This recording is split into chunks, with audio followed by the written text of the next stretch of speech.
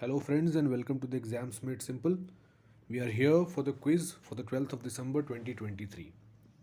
तो आज का पहला क्वेश्चन देख लेते हैं. So the first question is consider the following statement about the Amrit technology seen in the news recently. तो आपको बताना है कि अमृत टेक्नोलॉजी जो अभी न्यूज़ में थी उसके बारे में जो स्टेटमेंट्स दिए हुए हैं उसमें से कौन से या कितने सही हैं. तो पहला स्टेटमेंट है it is a water purifier developed for removing arsenic from water. ठीक है. Second is it has been developed by IIT Bombay. And the third statement is at the present stage, it is viable only for domestic use but not for the community use. So you have to tell how many of the following statements are correct. The first option is 1 only, second is 2 only, C or the third option is 3 only, and D is none. You take your 10 seconds, think of the answer, write down in the comment box, and then I'll tell you the answer.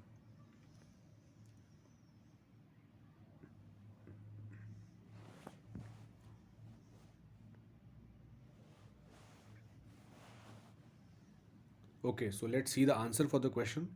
So the answer for the question is one only. एक ही statement in तीनों statement में से correct है. देख लेते हैं वो कौन सा सही है. So the first statement says that it is a water purifier developed for removing arsenic from water. तो ये स्टेटमेंट जो है वो सही स्टेटमेंट है. ये एक वाटर प्यूरिफायर है जिसको डेवलप किया गया है पानी में से आर्सेनिक जो कि हैवी मेटल होता है उसको रिमूव करने के लिए. सेकंड स्टेटमेंट देख लेते हैं. It has been developed by IIT Bombay. ये स्टेटमेंट गलत है क्योंकि ये Indian Institute of Technology Madras के द्वारा डेवलप किया गया है, यानी आईआईटी मद्रास ने इसको डेवलप किया है and not IIT Bombay. Third statement कह रहा है कि it at present stage it is viable only for domestic use but not for community use. ये स्टेटमेंट भी गलत है क्योंकि प्रेजेंट जो स्टेटस है जब इसका डेवलपमेंट किया गया है तो डोमेस्टिक यूज़ के साथ साथ ही कम्युनिटी यूज़ के लिए भी डेवलप किया गया है. इसलिए one only is the correct answer or A is the correct answer. So let's move on to the second question. Second question है Kambalakonda wild life sanctuary is located in which state. तो Kambalakonda wild life sanctuary कहाँ पे located है ये आपको बताना है. So the first statement the first option is Karnataka, second is Assam, third is Uttarakhand और D Andhra Pradesh. Pause the video, think of the answer and write down in the comment section and then I'll tell you the answer after 10 seconds.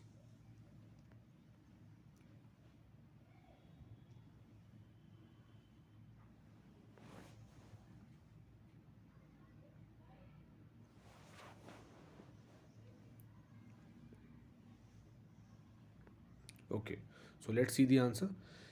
इसका जो answer है वो D है, आंध्र प्रदेश. एक चीज़ यहाँ पे मैं बता देता हूँ, जब भी वर्ड जैसे कोंडा जैसे वर्ड्स आते हैं किसी भी चीज़ में तो जनरली ये होता है कि वो आंध्र प्रदेश या तेलंगाना में ही लोकेटेड होते हैं.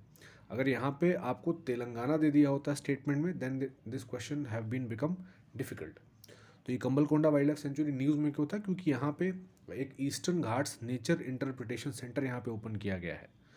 एक ये important fact. Second important fact है कि यहाँ पे जो फॉरेस्ट टाइप मिलता है वो ड्राई एवरग्रीन फॉरेस्ट मिलता है. कहीं कहीं स्क्रब और मेडोज़ भी यहाँ पर मिलते हैं. जो फ्लोरा की स्पीशीज़ है उनकी बात कर लें अगर, तो यहाँ पे Indian screw tree, bush plum tree, jungle berry bunches या इस तरह के ट्रीज़ यहाँ पे मिलते हैं. अगर हम फौना की बात कर लें तो यहाँ पे लेपर्ड मिलता है. इंडियन पैंगोलिन बहुत इंपॉर्टेंट है, इसको याद रखिएगा कि इंडियन पैंगोलिन जो है वो कंबलकोंडा वाइल्ड लाइफ सेंचुरी में मिलता है. बार्किंग डियर मिलता है. एक इंडियन गोल्डन ओरियोल है. अब ये स्टेटमेंट बन सकता है कि Indian golden oriole, what is Indian golden oriole. जैसा कि यूपीएससी ने पीछे भी दिया है प्रीवियस ईयर क्वेश्चंस में कि एक स्पीशीज़ का नाम लिख दिया फिर पूछ लिया कि फ़िश है, बर्ड है या क्या है, एम्फीबियन है, क्या है. तो इसलिए आपको ध्यान रखना है कि Indian golden oriole is a bird. और यहाँ पे एक मिलता है रसेल्स वाइपर. तो रसेल्स वाइपर आपको ध्यान रखना है कि एक स्नेक होता है जो कि यहाँ पे मिलता है. लोकेशन इसकी अगर स्पेसिफिकली जाननी है तो ये आंध्र प्रदेश में विशाखापट्टनम में लोकेटेड है. Okay, so let's move on to the third और the next question for the day. अगला सवाल है consider the following statements about election commission of India. ECI और इलेक्शन कमीशन ऑफ इंडिया के बारे में आपको यहाँ पे बताना है कौन से स्टेटमेंट यहाँ पे करेक्ट है. तो पहला कह रहा है कि it is a constitutional body. Second, it has an independent secretariat of its own.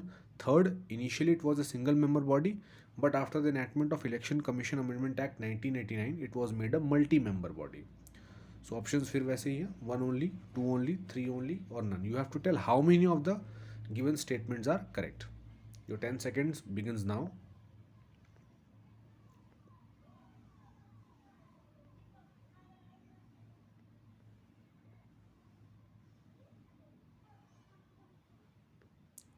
Okay, let's move on to the answer for this question. तो इस क्वेश्चन का जो आंसर है वो आंसर है बी, टू ओनली, यानी दो ही स्टेटमेंट इनमें से करेक्ट है।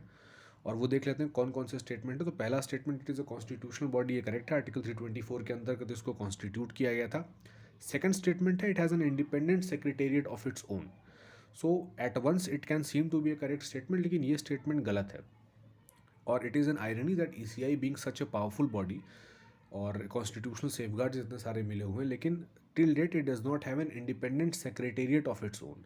ये आप मेंस आंसर राइटिंग में भी यूज़ कर सकते हैं, जहाँ पे अगर आपको ईसी के रिफॉर्म के बारे में पूछता है, इलेक्शन कमीशन ऑफ इंडिया के रिफॉर्म्स के बारे में पूछता है, तो वहाँ पे आप बोल सकते हैं कि इसके लिए एक इंडिपेंडेंट सेक्रेटेरिएट इस्टेब्लिश करने की आवश्यकता है। और थर्ड स्टेटमेंट यहाँ पे है कि initially it was a single member body, but after the election of election commission amendment act 1989 it was made a multi member body. तो ये याद रखना है कि 1989 का ये जो एक्ट था, इसके एनेक्टमेंट के बाद इसको मल्टी मेंबर बॉडी बना दिया गया है, और जनरली अभी जो है वो 3 मेंबर बॉडी है के तौर पर वर्क कर रहा है।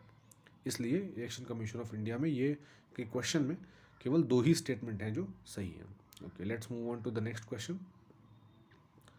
तो ये क्वेश्चन कह रहा है कि कंसिडर द फॉलोइंग स्टेटमेंट्स। पहला है कि headline inflation excludes food and fuel inflation. Second is if the inflation is persistently rising RBI increases the repo rate. And third, repo rate is the rate at which RBI borrows from the bank. So you have to tell which of the following are incorrect. ध्यान रखना है, यहाँ पे incorrect बताना है, कौन से statement इसमें से गलत है। तो पहला है 1 only, B is 2 only, C is 1 and 3 only, and D 1 2 3 only. यहाँ पे बताना है स्टेटमेंट के नंबर्स में से कौन सा स्टेटमेंट गलत है। हाउ मेनी नहीं पूछा है, विच पूछा है, ये ध्यान रखना है। So take your 10 seconds, think of the answer.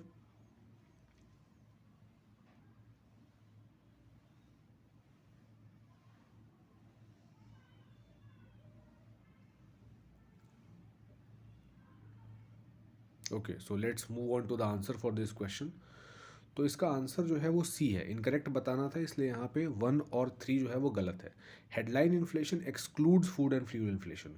जो हमने न्यूज़ डिस्कशन किया था हिंदू का, उसमें हमने ये कॉन्सेप्ट देखा था कि हेडलाइन इन्फ्लेशन फूड और फ्यूल इन्फ्लेशन को एक्सक्लूड नहीं करता, वो कोर इन्फ्लेशन होता है। हेडलाइन इन्फ्लेशन में फूड और फ्यूल इन्फ्लेशन इंक्लूडेड होता है। सेकंड स्टेटमेंट क्या कह रहा है कि अगर इन्फ्लेशन परसिस्टेंटली राइज कर रहा है तो आरबीआई रेपो रेट को इंक्रीज करता है। सही स्टेटमेंट है। मनी सप्लाई को रिड्यूस करने के लिए आरबीआई रेपो रेट को इंक्रीज करता है। और थर्ड स्टेटमेंट क्या कह रहा है, repo rate is the rate at which RBI borrows from the bank. गलत स्टेटमेंट है, क्योंकि रेपो रेट वो रेट होता है जिस पे बैंक्स आरबीआई से बोरो करते हैं। लिक्विडिटी एडजस्टमेंट फैसिलिटी के अंतर्गत ये रेपो रेट आता है। So this is all for today. I hope you enjoyed the video. Please comment your answers, and if you have any queries you can also put it down in the comment section. Thank you.